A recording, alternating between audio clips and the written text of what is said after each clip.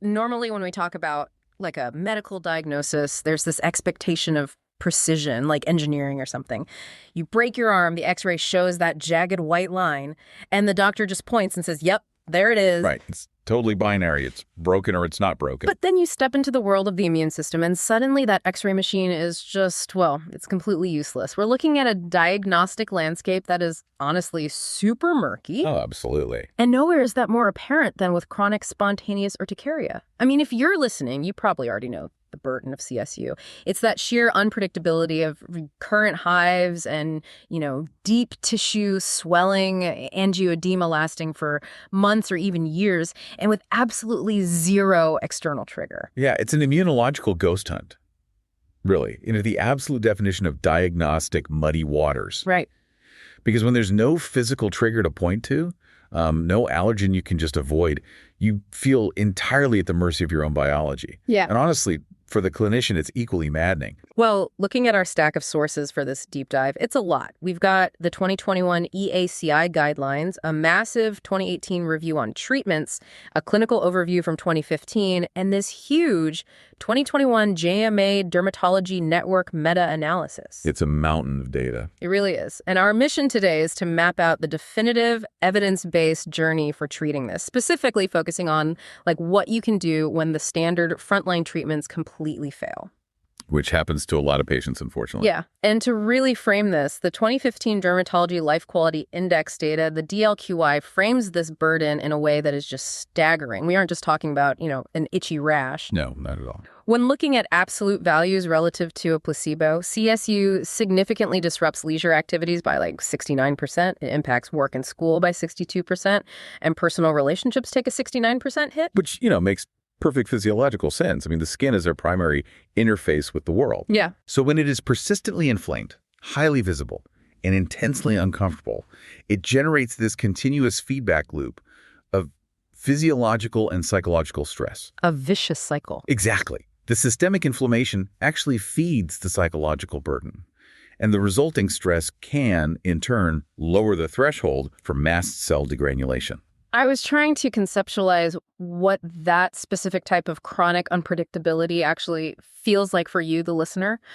Imagine CSU is like having a hyperactive car alarm installed directly in your nervous system. Oh, that's a good way to put it. Right. And this alarm just goes off at 3 a.m. for absolutely no reason. There's no burglar, no stray cat jumped on the hood, the wind didn't even blow, but the alarm is blaring. And you can't turn it off. Exactly. It's exhausting. It keeps you awake. And when you take it to the mechanic, they run the diagnostics and say, well, the environmental sensors seem perfectly fine. That is exactly the clinical reality. Right. And for a really long time, patients were stuck in this endless trial and error loop, using treatments that, at best, just threw a heavy blanket over the car to sort of muffle the alarm. You're suppressing the noise. Right. But looking through the massive stack of clinical guidelines and reviews we have today, you see a really distinct evolution. We've moved away from blindly treating the noise. We are now actually mapping the specific microscopic immune pathways that are misfiring. So let's start at step 1. The universal frontline defense, according to that 2018 comprehensive review, is still the second-generation H1 antihistamine. The classics. Drugs like bilastine, cetirizine, or loratadine. And, we know why we rely on the second generation. We really need to bypass the central nervous system penetration that made those first-generation drugs so incredibly sedating. Nobody wants to sleep through their entire life just to avoid hives. Exactly. But the fascinating pharmacological pivot happens when that standard, say, 20 milligram dose inevitably fails. Because the evidence-based next step isn't to just immediately jump to a heavier immunosuppressant. No, it's actually updosing. Right. The guidelines endorse pushing these non-sedating antihistamines up to 4 times the standard dose. 4 times. Yeah, and this is where we really have to look closely at receptor kinetics.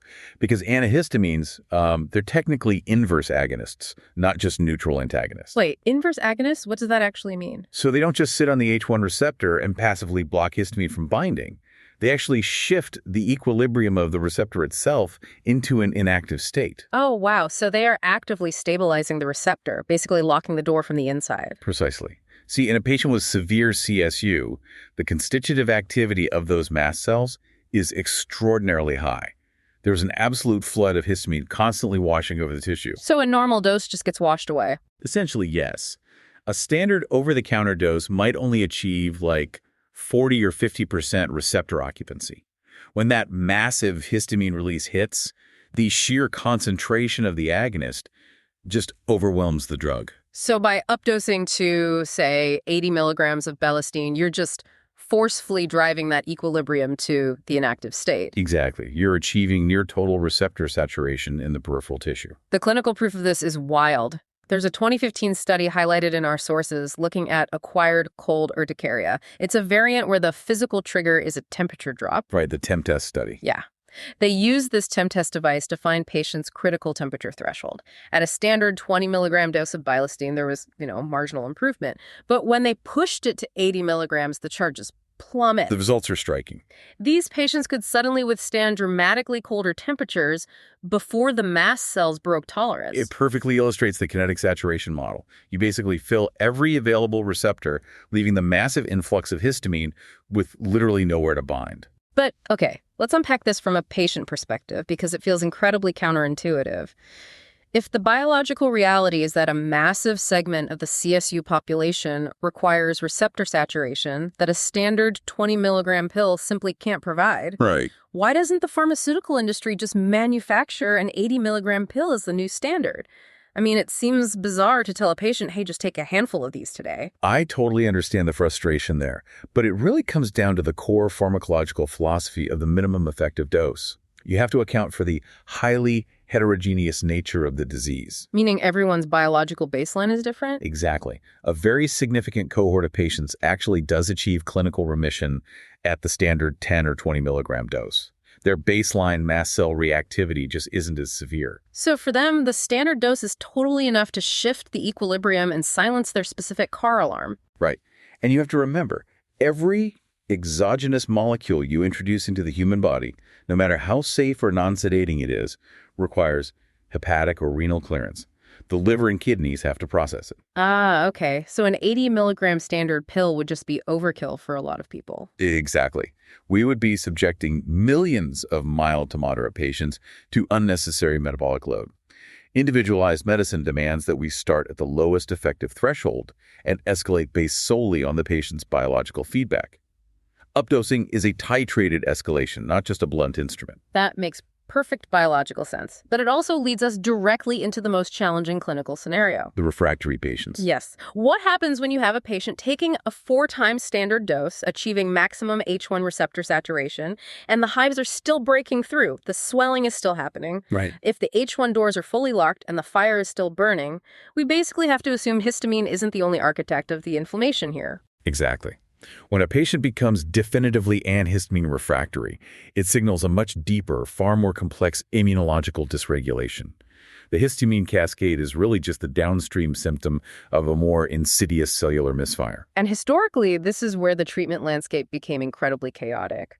To understand how we map this refractory wilderness, we really have to dig into the 2021 JAMA Dermatology Network meta-analysis. Which is just a monumental piece of data synthesis. It's massive. They aggregated 23 randomized clinical trials involving almost 2,500 participants to compare 18 different interventions specifically for H1 antihistamine refractory CSU.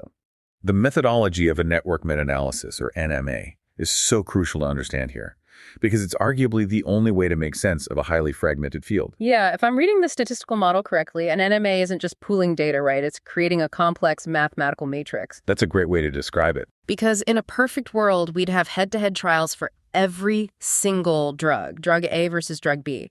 But those are wildly expensive and pretty rare. So instead, if drug A was tested against a placebo in one trial, and drug B was tested against a placebo in a completely different trial, maybe even in a different country. The NMA allows statisticians to use the placebo as a common bridge. Right, to infer how drug A would actually perform against drug B. You've hit on the exact mechanism and the inherent challenge of it all.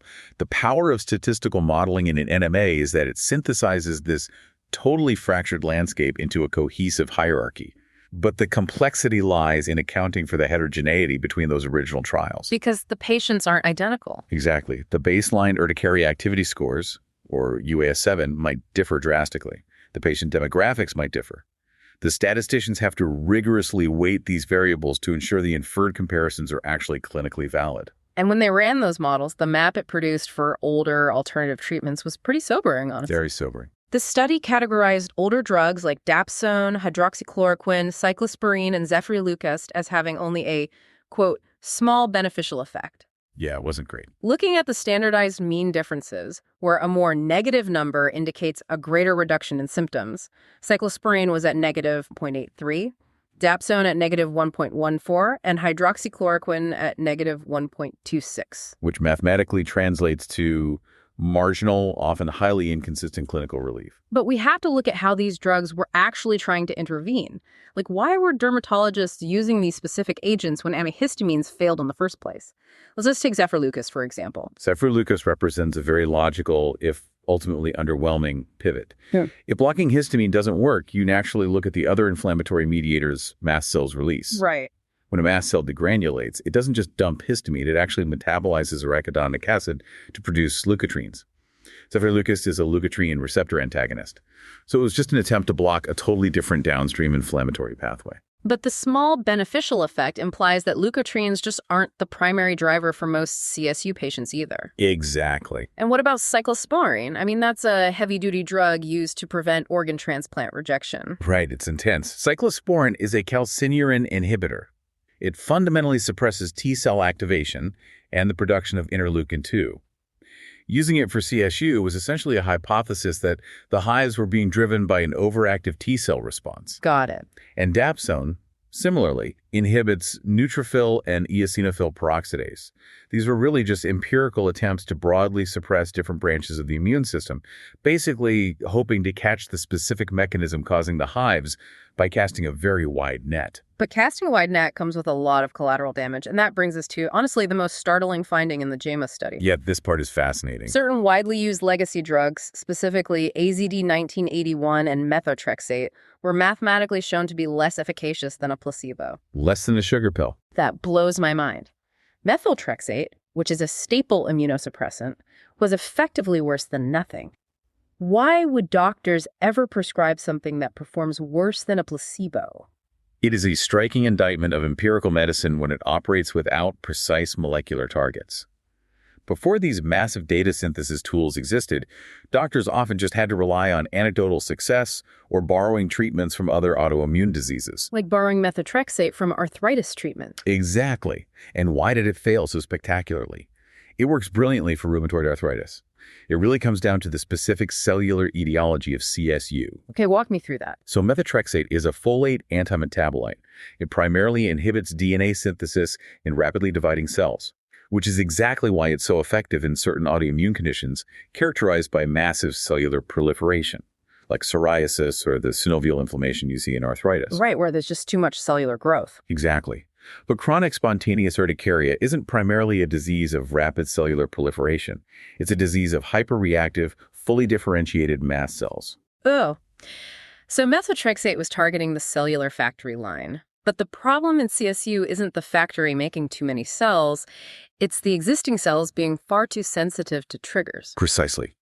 And because methotrexate carries really significant toxicities, like hepatotoxicity, bone marrow suppression, severe gastrointestinal issues, the adverse effects vastly outweighed any marginal benefit. Oh, wow. So the patients actually felt systemically worse due to the drug, while their hives remained entirely unmanaged. Exactly. This is exactly why these NMAs are so vital. They expose entrenched clinical habits that are just biologically unsound. Which forcefully pushes the field away from broad immunosuppression and right toward the biologic revolution. Because according to the EAACI guidelines, the major therapeutic advance for refractory CSU is omalizumab. The absolute game changer. Yeah. It's a humanized monoclonal anti-IgE antibody. The guidelines specifically recommend it as the definitive add-on treatment for uncontrolled CSU in adults and adolescents, generally given at 150 or 300 milligrams every 4 weeks. And the clinical outcomes are just profound. We see a rapid reduction in disease activity on the UAS7 scale, a massive restoration of quality of life, and the elimination of the need for those heavy daily regimens of updosed antihistamines. The mechanism of action here is so elegant compared to everything we just discussed. If we return to our earlier analogy, right? If a systemic breakout of hives is a fire spreading across the skin, the antihistamine pills are basically just buckets of water. Right. The fire has already started, the mast cells have already dumped the histamine into the tissue, and you are just frantically trying to douse the flames by locking those H1 receptors. It's entirely reactive. It is pure downstream damage control. But omalizumab takes away the matches entirely. I love that analogy. Let's examine the cellular architecture of that. The matches in this scenario are immunoglobulin E, or IgE. Okay. Now, in a healthy immune system, IgE is synthesized to identify and neutralize parasitic infections. However, in allergic phenotypes and in the specific pathogenesis of CSU, these IgE antibodies are massively overproduced and circulate in the blood. So there's just too many matches floating around. Right. And they eventually encounter mast cells and bind to these specialized high-affinity receptors on the mast cell surface, called Fichet receptors. So they basically anger themselves to the outside of the mast cell, turning the cell into like a loaded proximity mine. Exactly. When an allergen, or in the case of CSU, an autoantigen, cross-links those anchored IgE molecules, the mast cell degranulates. Omalizumab is a synthesized antibody, specifically engineered to hunt down and bind to the free-floating IgE in the serum before it can ever attach to the receptor on the mast cell. Wow. So it neutralizes the IgE in transit. Yes, and it binds to the exact same site on the IgE molecule, the C3 domain, that the IgE uses to attach to the mast cell. Oh, that's clever. So once omalizumab binds to it, that IgE is structurally blocked from ever anchoring to a mast cell. Oh. Over time, the mast cells lose their IgE coating, their activation threshold rises, and they simply stop degranulating spontaneously. The whole cascade is intercepted at the absolute source. It's pure molecular interception. But, implementing this on a global scale actually ran into a massive regulatory roadblock early on. The FDA black box. Yeah. Looking at the safety data in our sources, there's this fascinating history regarding the FDA and anaphylaxis. When omalizumab first launched, the FDA slapped a black box warning on it, stating it carried a high risk of triggering severe, life-threatening allergic reactions. The irony is just palpable. You have patients suffering from a severe hyperreactive immune condition, and the regulatory body warns that the highly targeted treatment might induce the ultimate hyperreactive immune event. Right. But the research community pushed back really hard on that assumption. They conducted extensive post-marketing surveillance and found the actual incidence of anaphylaxis was incredibly low. It was like 0.14% for patients with a history of anaphylaxis and an astonishingly low 0.08% for patients without any history. And the immunological detective work didn't stop at just clinical observation. The initial fear was that because omalizumab is a biological protein, a synthesized monoclonal antibody, the patient's immune system might recognize it as a foreign invader and generate antibodies against the drug itself. Right, anti-drug antibodies. Exactly. So researchers developed a highly specific assay to detect if patients were actually forming IgE antibodies against the omalizumab molecule, and the results were completely definitive. They found zero correlation between the presence of anti-drug antibodies and the rare instances of anaphylaxis. So the mechanism of those rare reactions wasn't what the FDA assumed it was at all? Not at all. The data was so overwhelming that the FDA eventually just withdrew the black box warning entirely. And now the drug safety profile is so well established that it's licensed for home administration via autoinjector in several countries. Which is just a monumental victory for the DLQI. You eliminate the clinical tether. The patient doesn't have to schedule a monthly infusion center visit. They can just manage their biology from their own living room. But managing expectations is vital here, right? Because for the listener dealing with this, the EACI guidelines emphasize that while omalizumab is powerful, it is not an immediate overnight cure. No, it is not. The guidelines strongly recommend evaluating the full response only after 4 to 6 months of continuous therapy. And that timeline is dictated directly by the kinetics of IgE turnover. While omalizumab rapidly clears free IgE from the blood, the IgE molecules that are already bound to the mast cells have a half-life. Right, they don't just instantly vanish. Exactly. It takes real time for those existing receptors to downregulate and for the mast cell to actually return to a quiescent state. And we're also entering an era where we don't just give the drug and wait 6 months blindly. The guidelines highlight high total IgE as a predictive biomarker. Yes, this is a huge leap forward. If a simple blood draw shows a patient has highly elevated baseline serum IgE, they actually have a significantly higher probability of responding rapidly and completely to omalizumab. We are finally utilizing the specific molecular signature of the patient to predict the efficacy of the targeted intervention. But as transformative as omalizumab is, the 2021 JMAV didn't just look in the rearview mirror. It analyzed a newer next-generation biologic called ligelizumab, focusing on the 72 milligram and 240 milligram doses.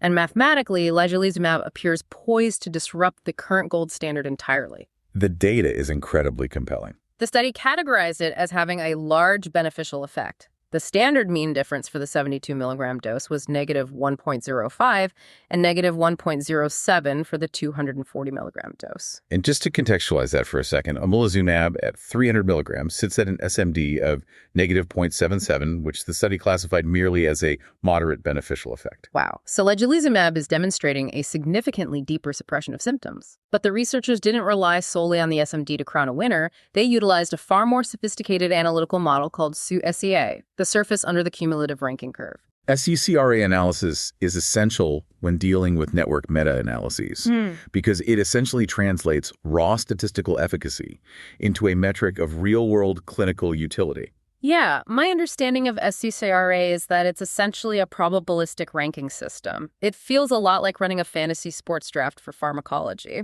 Oh, I like that. Right. When you draft a player for your fantasy roster, you aren't strictly looking at their maximum point potential. You have to aggressively factor in their reliability. Like, does this player have a history of chronic injuries? Are they likely to be sidelined halfway through the season? You need them on the field. Exactly. A player who scores 40 points once but misses 5 games is mathematically inferior to a player who reliably scores 20 points every single week. That is an incredibly accurate analog. In the SERA model, that injury proneness is what the researchers actually term the unacceptability of treatment. Right. So SCRA doesn't just rank the drugs by pure symptom reduction. It plots that efficacy on a curve against the drug's unacceptability, which is tracked by the all-cause dropout rate in the clinical trials. Exactly. Why are patients leaving the study? Are they abandoning the trial because the adverse effects, like severe headaches or gastrointestinal distress, are just unbearable? Are they dropping out because the administration protocol is agonizing? Or are they dropping out because the drug simply isn't working fast enough and they refuse to continue suffering? It's a really holistic metric of tolerability and sustained efficacy. I mean, a highly efficacious drug that makes 30% of patients vomit will have a terrible SUCRA score because patients will simply refuse to comply with the regimen. When they ran this massive probability curve balancing maximum UAS7 reduction against the lowest probability of patient dropout, ligelizumab 72 milligram emerged as the absolute overall #1 draft pick. It literally sits at the pinnacle of the SUCRA ranking. It suggests a molecule that not only exerts profound control over the mast cell degranulation pathway, but does so with a physiological smoothness that really keeps the patient engaged in the therapy. But we have to look mechanistically at why ligelizumab might be outperforming omalizumab. I mean, they both target IgE, right? Is it just binding tighter? It's about affinity, yes, but also epitope targeting. Yep. Ligelizumab binds to the SAT32 domain of IgE with a significantly higher affinity than omalizumab does. But more crucially, its structural binding profile is just different. Different how? Well, without getting too lost in the crystallography of it all, ligelizumab creates a more profound steric hindrance. It prevents IgE from binding to the high-affinity FXTER-I receptors on mast cells, while interestingly allowing some binding to the low-affinity CD23 receptors. And why does that matter? Because that might actually play a role in regulating overall IgE synthesis in the body. It's just a vastly more refined molecular interceptor. Wow. However, the EACI guidelines are very careful to outline the caveats here, because as promising as the NMA and the Phase 2b trial data for ligelizumab are, they do not instantly rewrite global medical protocol. And they absolutely shouldn't. SATR scores derived from indirect comparisons are hypothesis generating. They are not definitive proof. To unseat a deeply established, structurally proven biologic like omalizumab, you require massive Phase 3 double-blind head-to-head superiority trials. You have to prove in the exact same patient population over an extended duration that the new molecule is undeniably superior. And the guidelines also highlight several critical gaps in our broader understanding of biological therapy for CSU. Box 10 in the document specifically lists the lack of validated late-stopping rules. Yeah, this is a really profound clinical dilemma right now. Tell me about it. Think about it. If a patient achieves complete remission on a biologic, their UA7 is 0, their quality of life is fully restored. What do you actually do at year 2 or year 5? Do you just keep taking it forever? Exactly.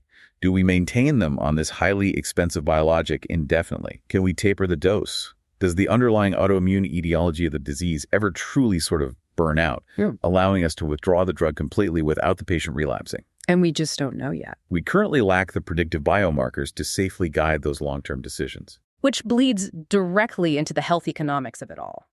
Cost effectiveness is a massive hurdle. Biologicals require incredibly complex living cell manufacturing processes. They are exponentially more expensive than synthesizing a small molecule drug like an antihistamine. Right. Healthcare systems worldwide need granular, long-term data to justify maintaining vast patient populations on these therapies for potentially decades. The clinical brilliance of the intervention really has to be balanced against the economic reality of healthcare distribution. Okay, so we've mapped the core pathway. We initiate with second-generation antihistamines. We aggressively updose to force receptor saturation. And when that fails, we abandon those broad-spectrum immunosuppressants in favor of highly targeted anti-IgE biologics. That is the gold standard framework. And that framework covers the vast majority of spontaneous idiopathic hives. But our source material mandates that we look at the margins, because what presents as spontaneous urticaria or swelling can sometimes be an entirely different biological mechanism just hiding in plain sight. And this is where diagnostic vigilance is absolutely critical for clinicians. We have to separate true CSU from clinically similar but mechanistically completely distinct syndromes. The sources place a massive emphasis on angioedema. We touched on it earlier. It's that deep tissue swelling that often accompanies the surface-level wheals of CSU, predominantly affecting the face, lips, and airways. Very dangerous. Very. But the clinical data isolates a very specific, highly dangerous subset of angioedema triggered by ACE inhibitors. Yes. Angiotensin-converting enzyme inhibitors. These are cornerstone pharmacological therapies for hypertension and heart failure. Tens of millions of patients globally are prescribed drugs like lisinopril or enalapril. But for a small, distinct fraction of those patients, the drug induces rapid, severe angioedema. And the 2015 clinical overview makes a rigid, bolded point regarding this. If a patient develops hypersensitivity swelling from one ACE inhibitor, they are fundamentally hypersensitive to the entire drug class. This is such a vital distinction between a standard drug allergy and a mechanistic adverse event. Okay, what's the difference there? If a patient is allergic to a specific antibiotic, say penicillin, they might be perfectly fine taking a macrolide antibiotic. Their immune system is reacting to the specific molecular shape of the penicillin. But ACE inhibitor-induced angioedema isn't an IgE-mediated allergy at all. It's more like an enzymatic traffic jam. That is exactly what it is. Yeah. The ACE enzyme's primary job is to convert angiotensin V to angiotensin II to increase blood pressure. But it has a secondary, equally vital job. It degrades a peptide called bradykinin. And what does bradykinin do? Bradykinin is a very potent vasodilator. It makes blood vessels relax and become highly permeable. Oh, I see. So when you give a patient an ACE inhibitor to lower their blood pressure, you are simultaneously shutting down the machinery that clears bradykinin out of their system. Precisely. In certain genetically susceptible individuals, inhibiting that enzyme causes bradykinin to accumulate massively in the deep dermal tissues. The bradykinin forces the blood vessels to leak massive amounts of fluid into the surrounding interstitial space. And that rapid fluid shift is the swelling. Wow. Which fundamentally changes the emergency response. Because if a patient presents with their airway swelling shut and the clinician assumes it's a histamine-driven allergic reaction, they are going to immediately push high-dose IV antihistamines, systemic corticosteroids, and epinephrine. And none of those will work. None of them. No. Antihistamines lock the H1 receptor. But histamine isn't causing the leak. Bradykinin is. Corticosteroids suppress inflammatory immune cells. But this isn't an immune cell attack. It's a structural fluid shift. You are treating the wrong pathway entirely. That is terrifying. So the only immediate solution is to completely withdraw the ACE inhibitor as a class-wide precaution. Yes. But the clinical literature also points to an ongoing clinical trial for a highly specific targeted intervention for this exact crisis, icatibant. Icatibant is a really brilliant piece of targeted pharmacology. It is a selective bradykinin B2 receptor antagonist. Just as an antihistamine locks the door against histamine, icatibant binds to the B2 receptors on the blood vessels and structurally blocks the accumulated bradykinin from binding and causing the vessels to leak. So it addresses the exact mechanical failure point of the crisis. Yes. It is another perfect example of matching the precise key to the specific lock. And there is one more vital outlier in the data we need to explore. Aspirin-exacerbated cutaneous disease, or AECD. This is a phenotype that perfectly illustrates the interconnectedness of our inflammatory pathways. Yeah, the clinical data on AECD is brutal. Patients with this specific condition suffer a significantly heavier burden than the standard CSU cohort. When they ingest aspirin or common NSAIDs like ibuprofen, they experience aggressively prolonged symptom duration, a massive proliferation in the number of wheals, and a steeply elevated rate of systemic adverse events compared to aspirin-tolerant patients. And again, we have to look past the assumption of a simple allergy here. AECD is rooted deeply in the metabolism of arachidonic acid. Okay, walk me through that mechanism. Well, aspirin and NSAIDs work by inhibiting an enzyme called cyclooxygenase 1, or KOX1. This is how they stop the production of prostaglandins, which are the signaling molecules that actually cause pain and fever. Right, that's why we take them. But arachidonic acid is a precursor molecule that has two distinct metabolic pathways. It can go down the COX pathway to become those prostaglandins, or it can go down the lipoxygenase pathway to become leukotrienes. So it's basically a fork in the road. Exactly. Now, in a patient with AECD, when you introduce an NSAID and blockade the COX1 pathway, you effectively close one entire side of the fork. Oh no, so where does it all go? All that accumulated arachidonic acid is forcefully shunted down the only remaining path, the lipoxygenase pathway. The result is a massive, completely unchecked overproduction of highly inflammatory leukotrienes. Which subsequently triggers severe, widespread cutaneous inflammation and hives. Exactly. It's a biochemical overflow valve failing. Which makes the diagnostic intake so critical. I mean, a patient might come in utterly convinced they have spontaneous urticaria, when in reality, the daily low-dose aspirin they take for cardiovascular health or the ibuprofen they take for joint pain is mechanically shunting their biology toward constant inflammation. It absolutely demands that the clinician act as a physiological auditor. If a patient presents with severe refractory hives or angioedema, the absolute first diagnostic mandate is a ruthless molecule-by-molecule review of their medication list. You simply cannot treat the skin in isolation. It's wild to think about. You take a simple pill to manage the pressure in your arterial walls, and your airway swells shut. You take an anti-inflammatory for a headache, and your skin erupts in systemic wheals. It's all connected. It is. It's a humbling reminder for all of us that the human body isn't just a collection of isolated, independent systems. It is an infinitely complex, deeply integrated biochemical web. Tweaking one strand invariably vibrates the entire structure. Which perfectly encapsulates why the network meta-analysis and the deep biomarker tracking we discussed are the true future of medicine. We are no longer just guessing at the vibrations, we are mapping the web itself. It's been a phenomenal journey through this data. We started with the psychological devastation of unpredictable chronic hives, that hyperactive internal car alarm that completely ruins a patient's quality of life. We analyzed the kinetic logic behind brute forcing the H1 receptors with 4 times dosed antihistamines. We navigated the historical trial and error of legacy immunosuppressants, understanding precisely why drugs like methotrexate fail the molecular logic of the disease. Right, the factory versus the proximity mine. Exactly.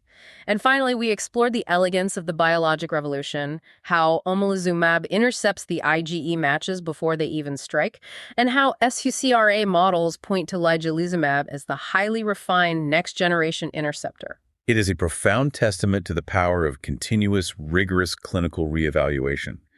We only arrived at these targeted therapies by openly acknowledging the failures of our broad-spectrum past. But as we do on every deep dive, we have to look beyond the current data horizon. We've seen how modern pharmacology has evolved from broad suppression to precise molecular interception. We can deploy microscopic smart bombs like ligelizumab to neutralize free-floating IgE and halt the mast cell cascade. It's incredible progress. It is. But I want to leave you, the listener, with this thought.